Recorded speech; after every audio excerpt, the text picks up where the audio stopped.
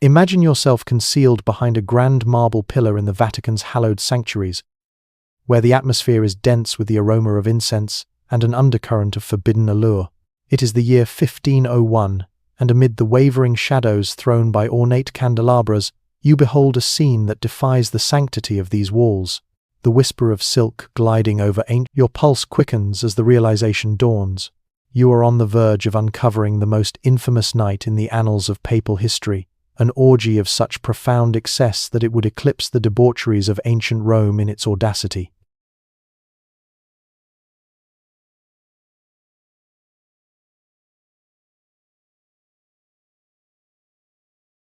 The crisp October breeze wafts the fragrance of roasted chestnuts into the Vatican apartments, yet this evening, these simple delicacies will serve as instruments in a spectacle destined to indelibly tarnish the Catholic Church's legacy.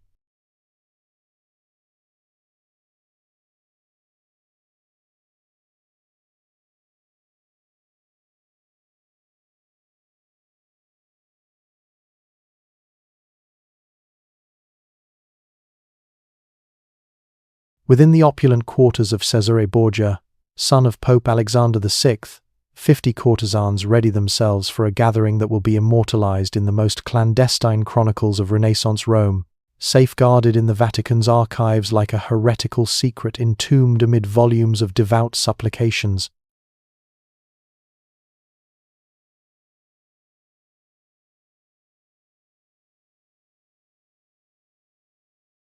Before we delve into these shadowed tales of endurance and moral peril, if you find fascination in unveiling history's concealed realities, I invite you to express your appreciation by engaging with this content and subscribing for further explorations.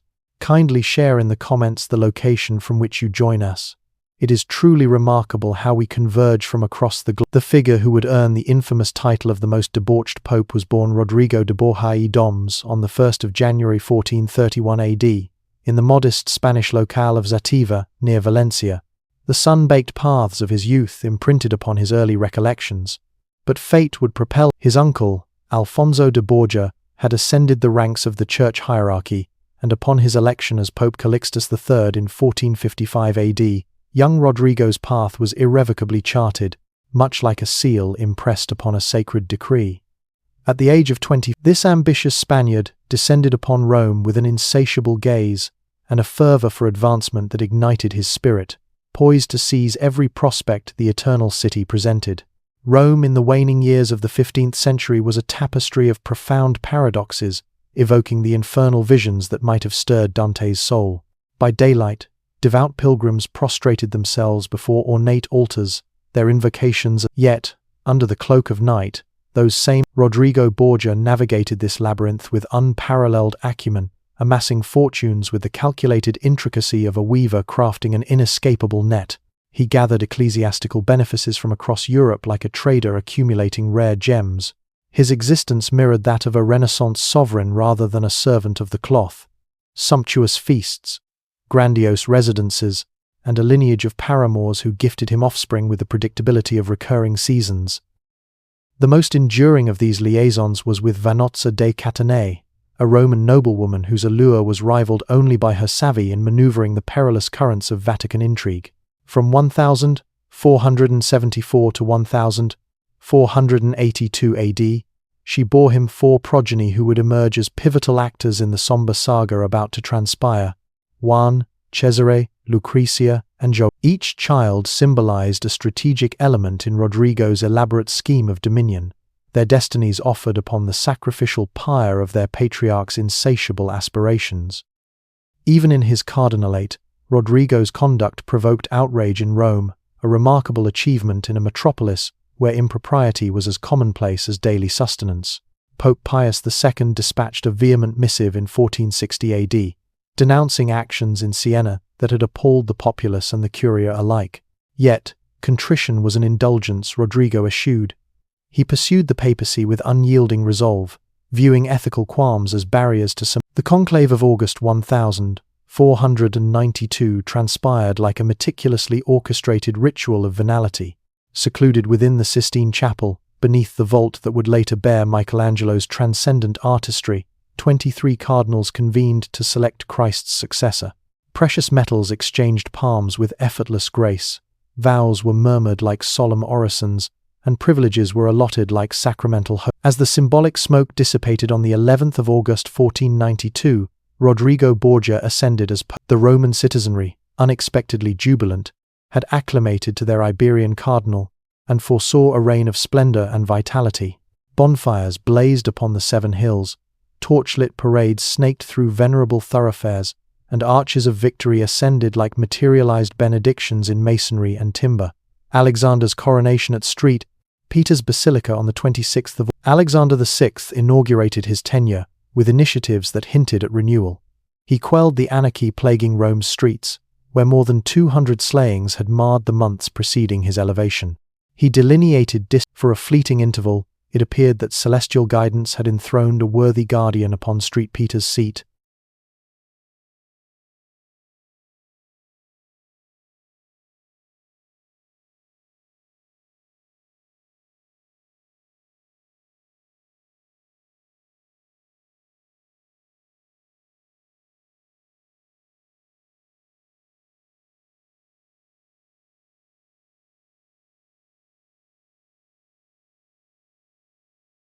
However, authority, akin to fine vintage, unveiled. Cesare, at a mere 18, was granted the esteemed Archbishopric of Valencia and subsequently advanced to cardinal roles he regarded as mere footholds rather than hallowed vocations.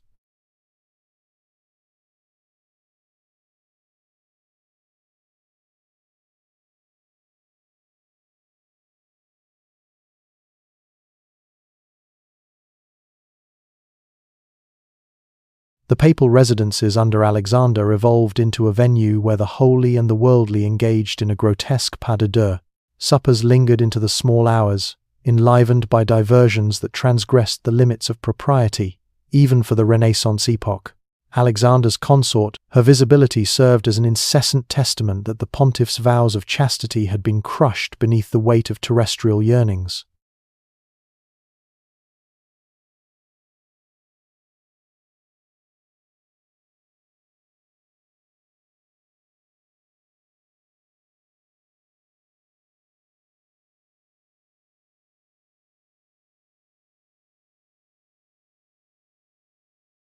Johann Burchard entered this realm of dissonances as a scrupulous chronicler, equipped with ink and an indelible recollection.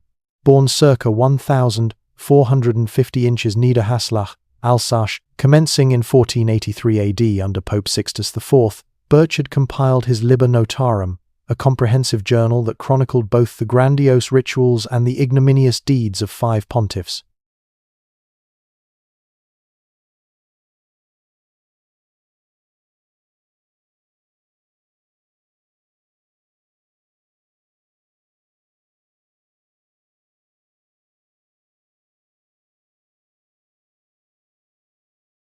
Burchard was no embellisher.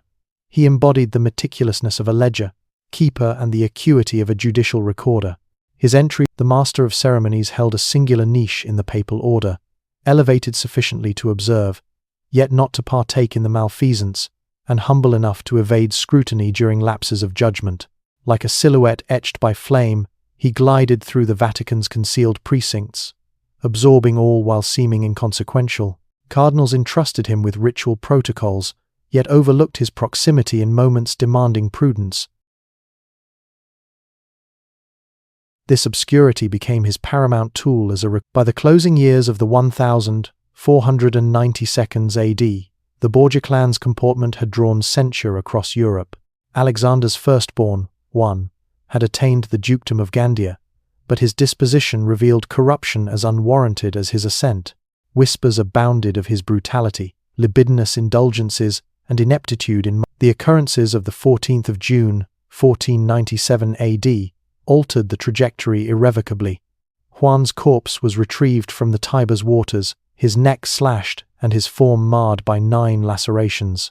The assassination reverberated through Rome, inflicting upon Alexander a sorrow so acute that spectators pondered if heavenly retribution had at last befallen the Borgias.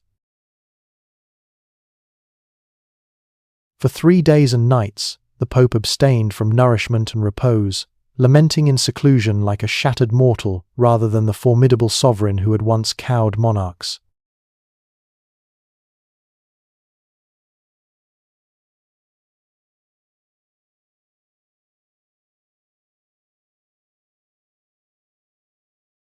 In his torment, Alexander proclaimed an agenda of ecclesiastical renewal, advocating curbs on courtly extravagance, reorganization of the apostolic chancery, and eradication of simony and clerical concubinage.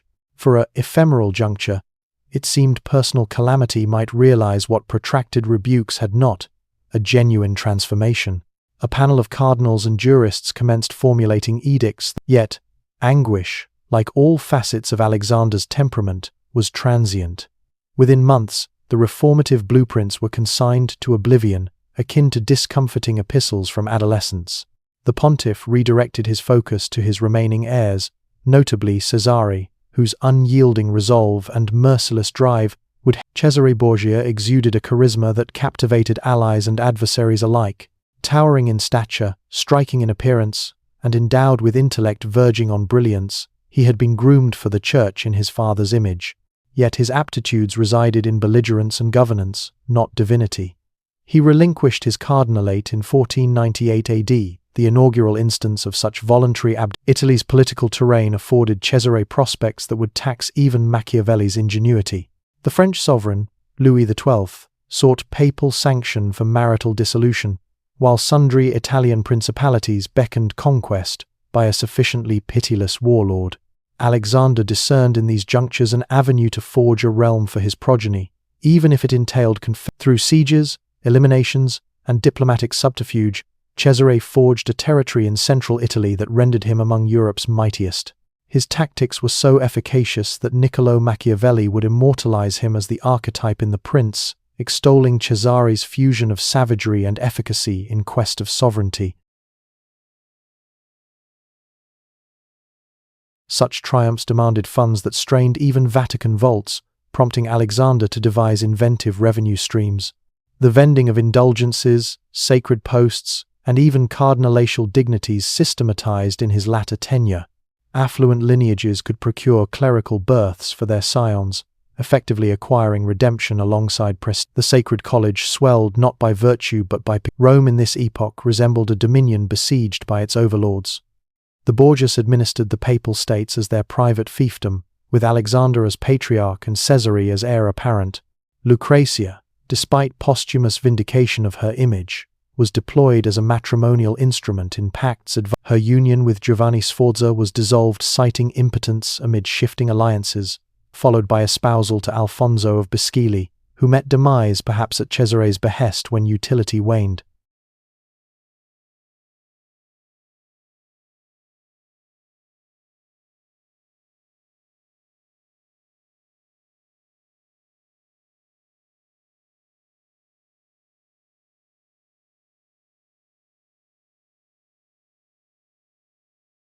The Vatican suites in these years transformed into arenas for ever more ornate amusements that strained decorum's frontiers, even for Renaissance mores. These assemblies fulfilled manifold roles beyond diversion: exhibitions of pontifical opulence and influence, forums for diplomatic discourse, and crucibles for allegiance among adherents. Cardinals partaking in papal revelries implicated themselves in his foibles, deterring dissent or The fall of 1501 AD beheld the Borgias at their zenith of dominion and perchance depravity. Cesare had consummated his subjugation of the Romagna, garnering acclaim from martial pundits continent-wide. Alexander had surmounted sundry crises, including Charles VIII's incursion and feuds with antagonistic aristocracies. The Jubilee of 1500 had lured multitudes of devotees to Rome. Amid this aura of victory and ethical erosion, Cesare Borgia orchestrated what history dubs the Banquet of Chestnuts. The precise impetus eludes clarity: a festivity, a political tableau, or the inevitable apex of escalating outrage. Sources proffer diverse rationales, yet concur on the core particulars that astounded even jaded scrutinizers of pontifical. The 31st of October 1501 AD, All Hallows' Eve, when the veil betwixt sanctity and sin is deemed most permeable. Whether intentional or fortuitous, The timing imbued the most notorious papal debauchery with profound emblemism, transpiring on a vigil devoted to ancestral spirits.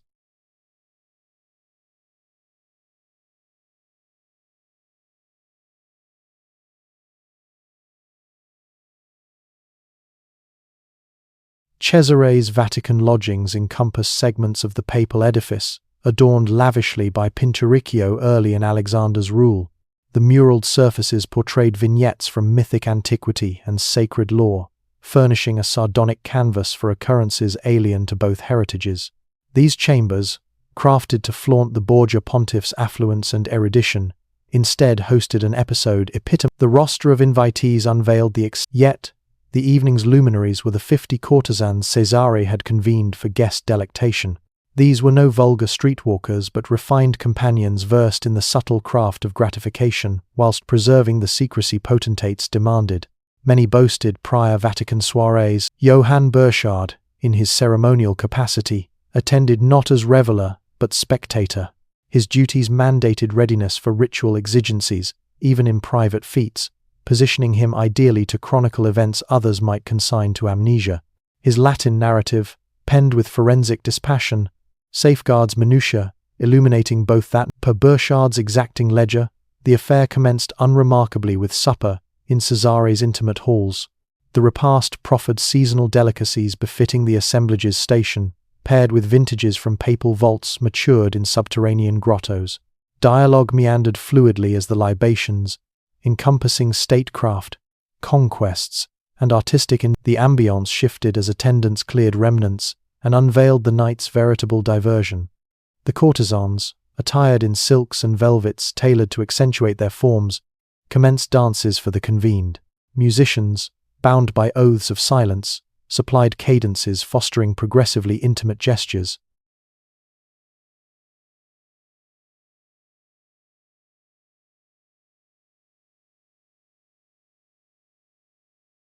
What ensued defied even the expansive tolerances cultivated under Alexander. As Burchard noted with precision, the performers danced initially garbed, but as libations persisted and fervor mounted, vestments were shed incrementally until nudity prevailed. This evolution from decorous amusement to overt exhibition unfolded gradually, allowing acclamation. The banquet's nucleus involved the eponymous chestnuts. Servitors displaced candelabras to the flooring, forging islets of tremulous illumination amid gloom. Chestnuts were dispersed across the expanse, and the unclad courtesans were bid to retrieve them on all fours, their silhouettes aglow in candle flicker as they navigated the contrived labyrinth.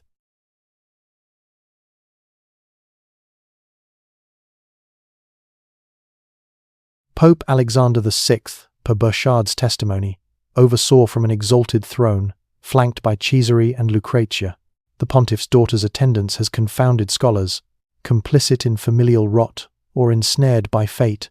Accounts diverge, yet affirm her presence as the night crested in abasement.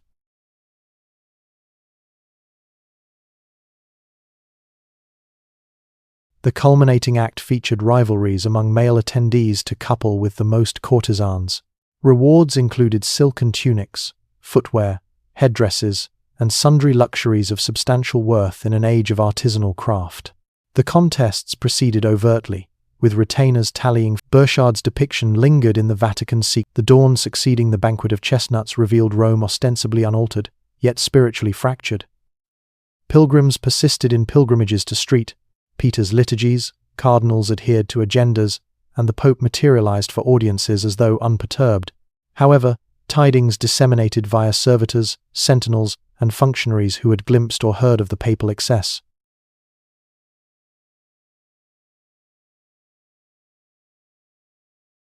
Reports traversed beyond Rome through ambassadorial dispatches, chronicling astonishment among those deeming themselves inured to papal quirk. The scandal's ramifications transcended personal ethics. Reformers continent-wide, including Girolamo Savonarola in Florence, wielded banquet accounts as proof of papal irremediable decay. Demands for councils to unseat Alexander VI intensified, bolstered by vivid narratives validating diarist Borgia charges. Alexander's riposte was unyielding defiance. Eschewing penitence or rectification, he amplified backing for Cesare's expeditions and perpetuated his lavish existence. If aught, the exposure emancipated him from residual inhibitions, as if scandal's publicity obviated feigned decorum.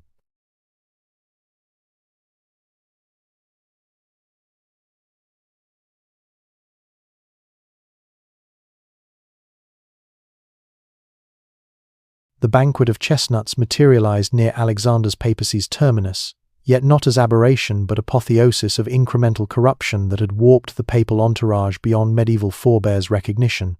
The divine and earthly had fused so inextricably that demarcation demanded unwelcomed exertion.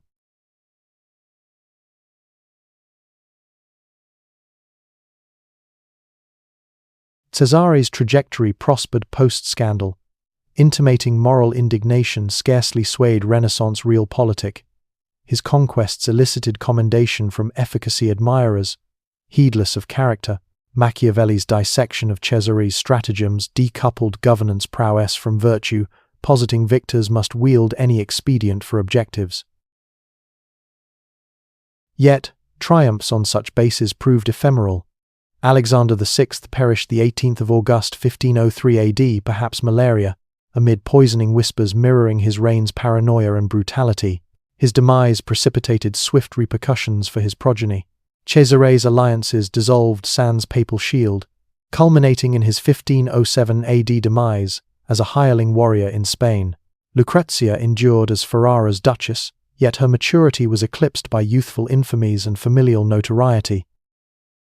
Successor Pope Julius II shunned the Borgia suites of the Banquet's venue, relocating upward to chambers he entrusted to Raphael for adornment, with frescoes now Vatican treasures.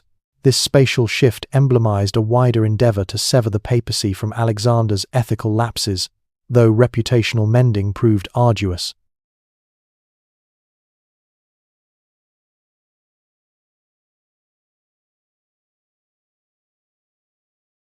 Historiographic appraisals of the Banquet have fluctuated with era's ethical and political milieus.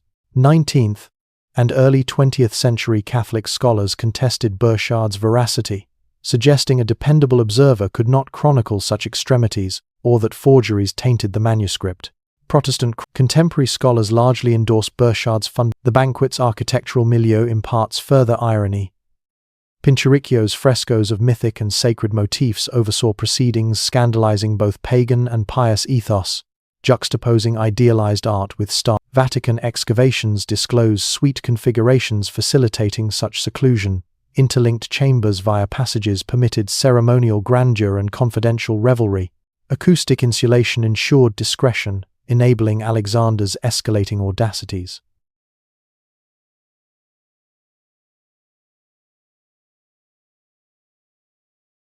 Burchard's journal's archival retention prompts inquiries into the Church's historical rapport. Centuries sealed, accessible solely via papal fiat, this duality acknowledges documentary value alongside content chagrin.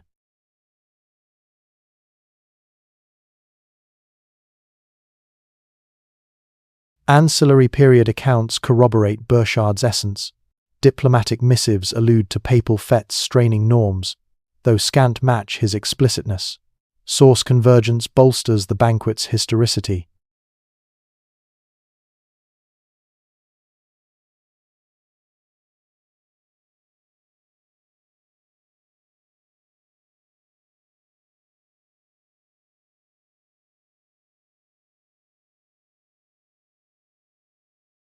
The scandal's imprint on papal annals transcends proximate politics. Alexander VI's culminative excesses armed Protestant reformers, asserting papal rot. Martin Luther's authority assaults drew credence from hierarchic moral exemplars.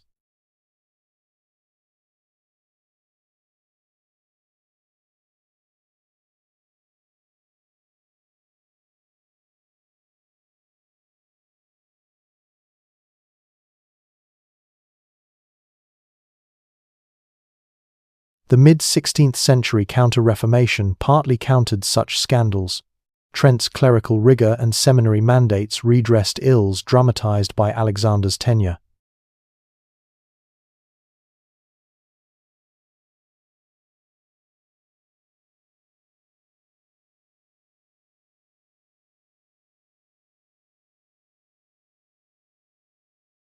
Yet, reform exacted beyond policy. Post.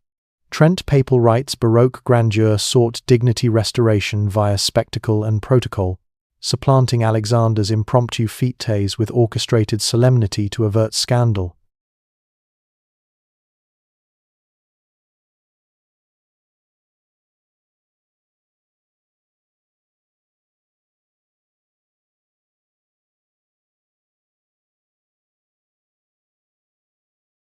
Participants' and witnesses' psychic toll defies distant appraisal. For courtesans, the night likely signified vocational duty over debasement, their status rendering it economic imperative. For clerics, it might denote complicity or coerced acquiescence under reprisal threat.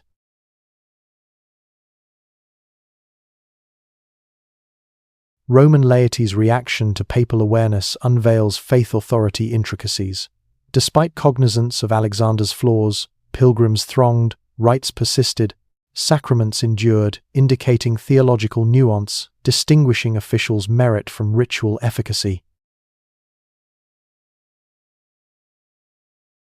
The Banquet of Chestnuts transcends mere papal Thus, the 31st of October 1501 AD marks a papal history pivot, spiritual, temporal tensions crisis, compelling successors to elect between worldly pomp and ethical integrity, a dilemma molding Catholic evolution centuries hence.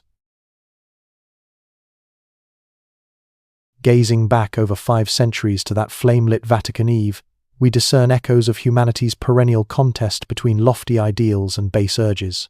The chestnuts strewn upon papal marbles, modest orbs symbolizing dignity's plunge, sans moral tether. In a realm where such dichotomies persist, with spiritual guides occasionally faltering, and authority corrupting the consecrated, the banquet endures as historical outrage and timeless admonition.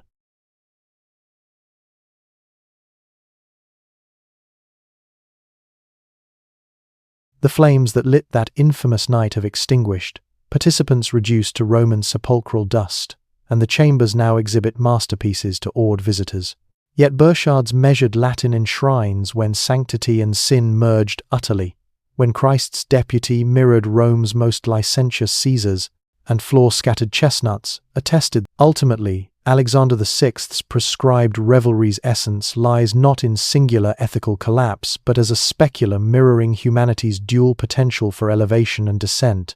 The architects of ethereal basilicas and divine artistry also convened in papal halls for displays eroding spiritual bedrock. Those Vatican chestnuts were collected pre-dawn, but the inquiries they evoke on authority, devotion, and essence persist strewn across history's expanse, beckoning each age to reckon with the inheritance of the most infamous pope to wield heaven's keys.